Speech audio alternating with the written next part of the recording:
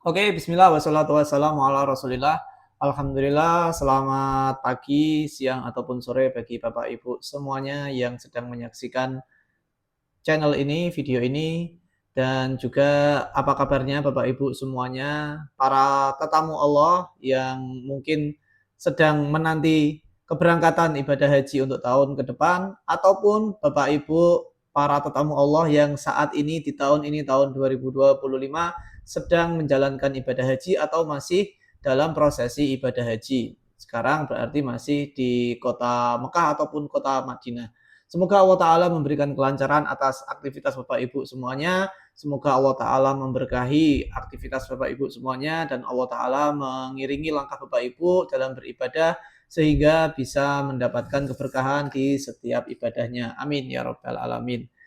Di pekan-pekan ini bermunculan berita-berita terkait dengan komentar-komentar dalam beberapa hal. Termasuk ada komentar yang terkait dengan petugas haji yang melaksanakan tugasnya sebagai petugas haji, tetapi dia aji mumpung melaksanakan ibadah haji. Apakah ini suatu yang legal atau dibolehkan atau tidak? Nanti akan kita bahas di video berikut ini.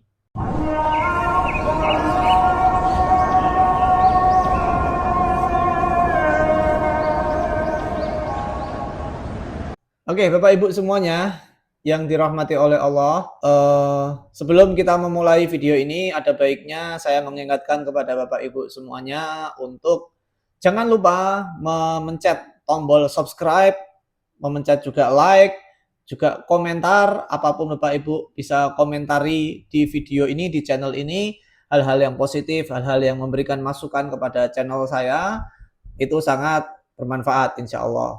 Dan juga jangan lupa untuk share video ini ke teman-teman Bapak Ibu, siapa tahu informasi ini berguna bagi mereka.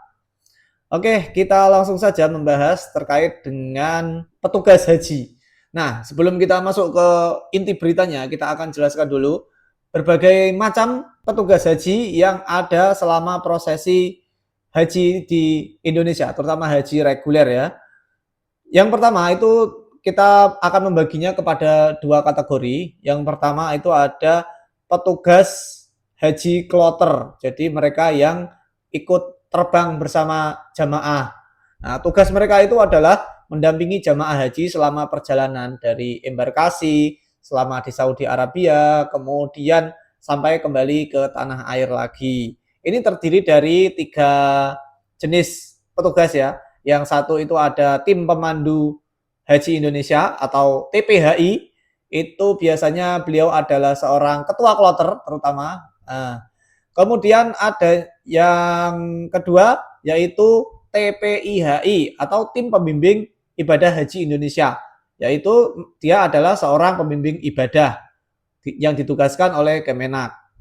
Kemudian ada juga yang kategori yang ketiga yaitu TKHI, yaitu tim kesehatan haji Indonesia.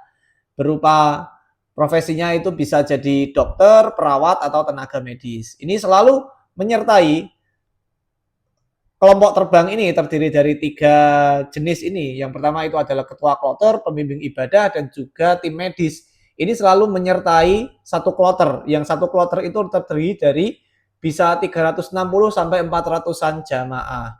Dan jumlahnya ini juga bervariatif ya. Kalau ketua kloter 1 orang. Kemudian kalau pembimbing ibadah biasanya itu kalau enggak 1 ya 2.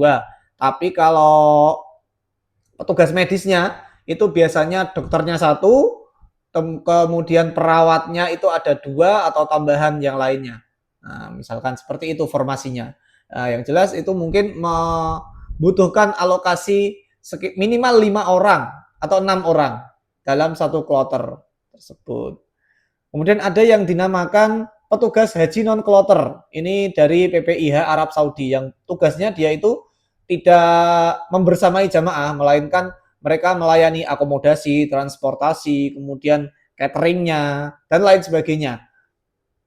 Ini terdiri dari beberapa daerah kerja, ada yang daerah kerjanya di bandara, di Madinah, di Makkah, kemudian di sektor-sektor yang lainnya itu bisa jadi ada petugas haji non-kloter seperti ini.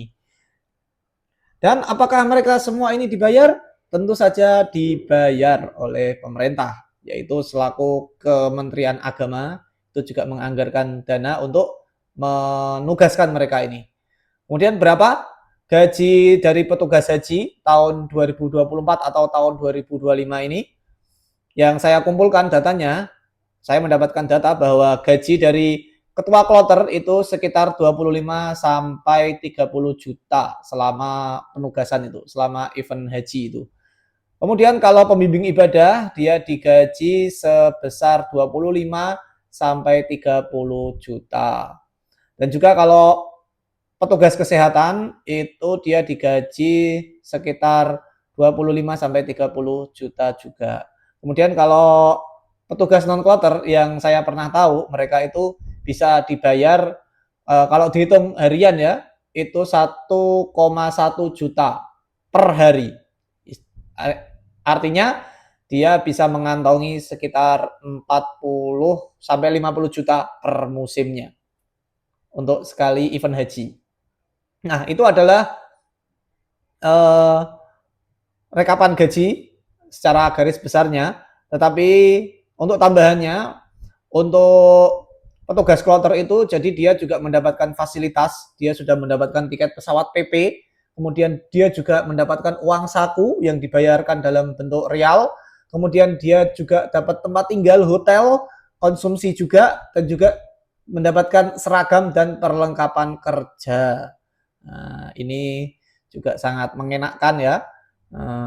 Dan catatan pentingnya, petugas ini tidak dikenakan biaya haji. Artinya dia tidak membayar BPIH yang semestinya dibayar oleh seorang yang melaksanakan ibadah haji. Padahal petugas ini juga ikut terbang, ikut mendampingi jamaah di mana saja, bisa ke Masjidil Haram juga. Dia nanti ketika puncak haji juga bisa ikut ke Arafah, ke Mina, Musdalifah, itu juga ikut terus. Dan itu tidak dipungut biaya kepada petugas hajinya.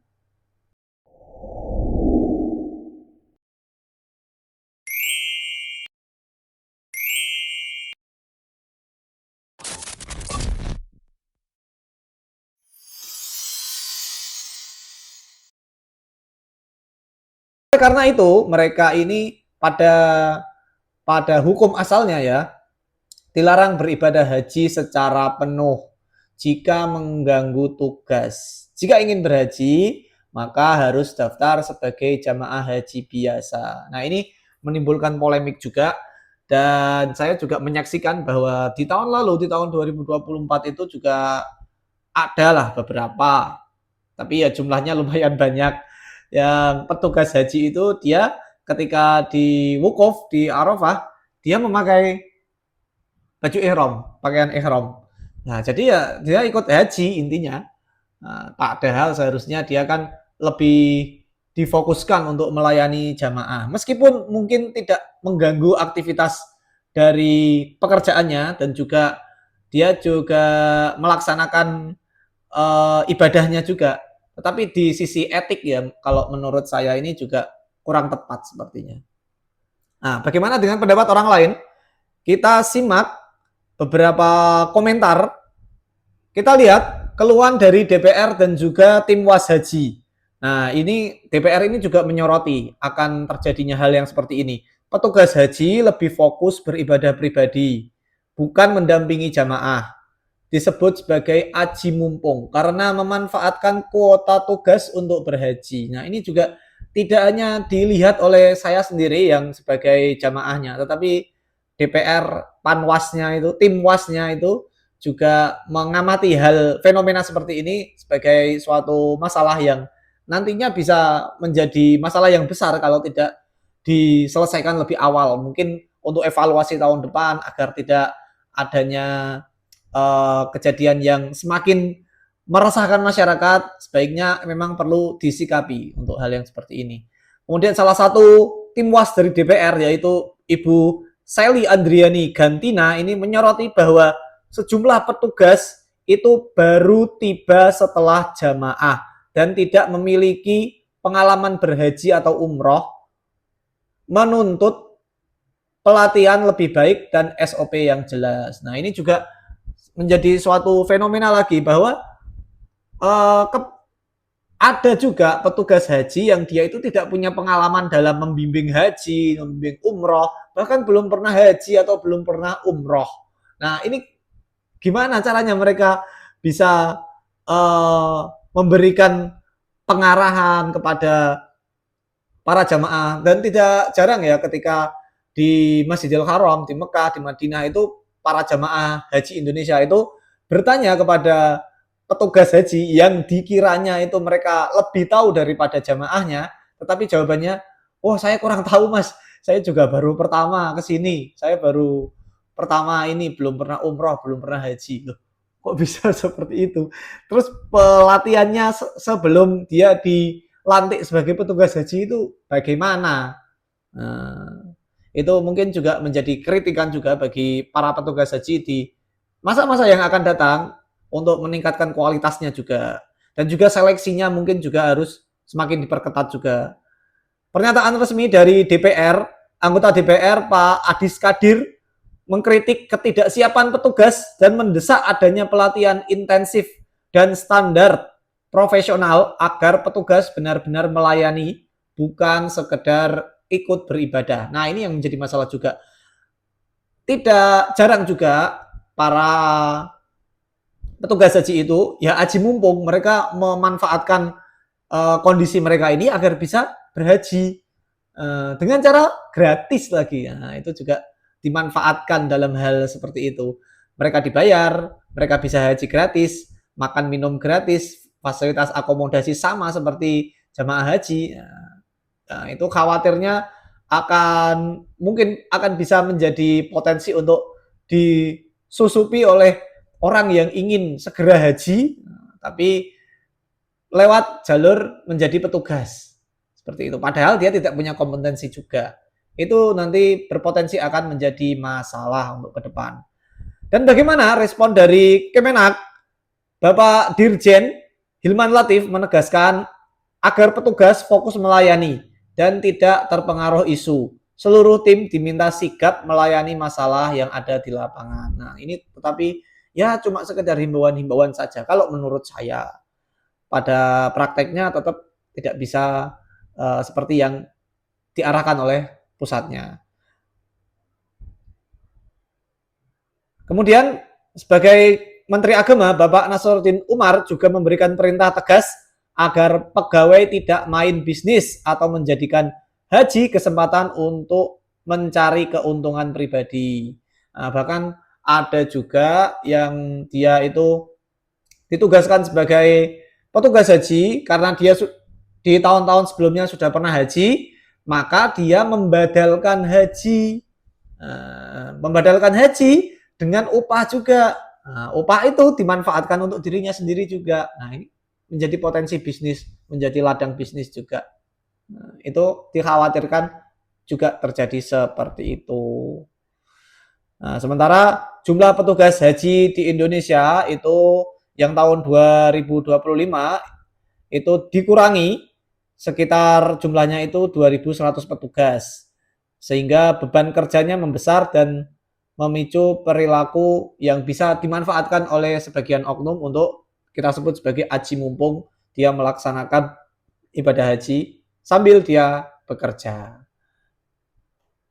Nah, Kemenak dan DPR sedang mengupayakan penambahan petugas dari pihak Indonesia dan pelibatan TNI untuk memperkuat layanan juga. Ini juga mungkin ketika layanannya nanti di Indonesia bisa dibantu oleh personil dari TNI atau dari relawan-relawan biasanya seperti itu. Ya, mungkin seperti itu yang bisa saya jelaskan. Bagaimana pendapat Bapak Ibu, para tetamu Allah?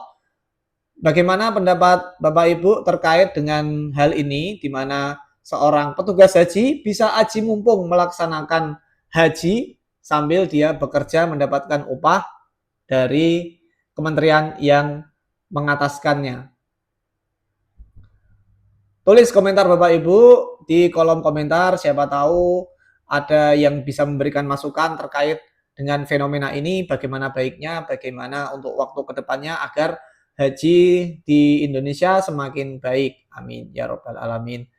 Cukup sekian yang bisa saya sampaikan, semoga bermanfaat, semoga Bapak Ibu semuanya diberikan kesehatan oleh Allah Ta'ala, diberikan kelancaran usahanya, diberikan kelancaran rezekinya, diberikan kemudahan atas segala aktivitasnya, dan juga bagi Bapak Ibu yang belum pernah berhaji atau berumroh, semoga Allah Ta'ala berikan kesempatan untuk menjadi tetamu Allah, diundang oleh Allah Ta'ala untuk melaksanakan haji atau umroh bersama dengan orang-orang yang Bapak Ibu sayangi. Amin ya rabbal alamin. Wassallallahu ala nabiyyina Muhammad walhamdulillahi rabbil alamin. Wassalamualaikum warahmatullahi wabarakatuh.